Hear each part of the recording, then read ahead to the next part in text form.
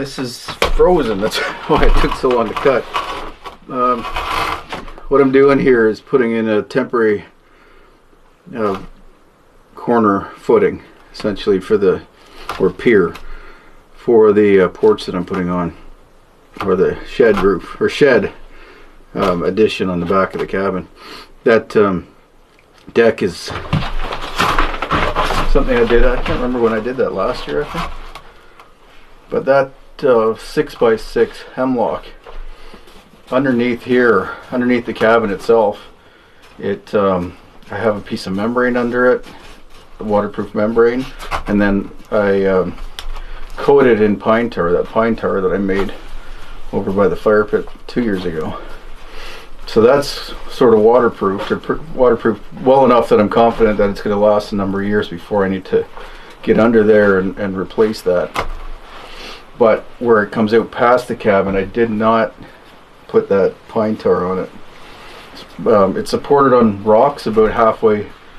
Well, this side of the cabin, and actually the hemlock is supported almost to the outside, so I'm not really worried about that one settling.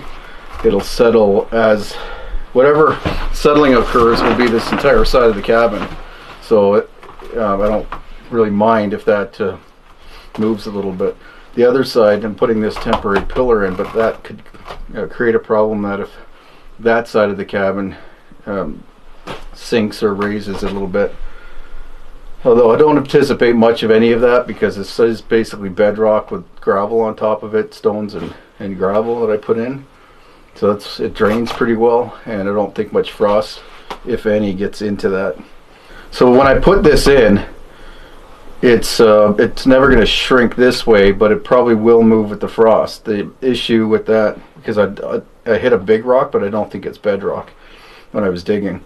So I'm down 27 inches, but I think what's probably going to happen, that might heave up and down a little bit as the ground freezes and then thaws again.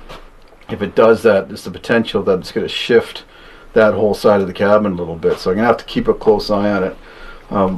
I don't think it's going to be too big of an issue, because that side is probably half supported by the stones underneath, pretty big rocks, and then gravel underneath it.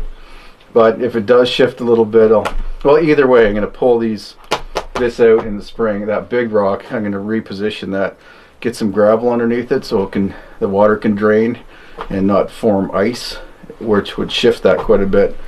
So basically what I'm saying is this is fairly temporary, what I'm doing to support that back porch. And in the spring or sometime next summer, I'm going to have to go around, I think, to all the things that I did to this cabin, and I might end up cementing some sort of pillars in each corner of the cabin, and then each of the porches like this. Oh, these are in posts, I guess they're fine. But that, and maybe the front porch. So I know it created more work for myself in the long run, but I didn't know I was doing all this stuff. I didn't plan on putting additions on this cabin, and I wouldn't be if it was just me alone.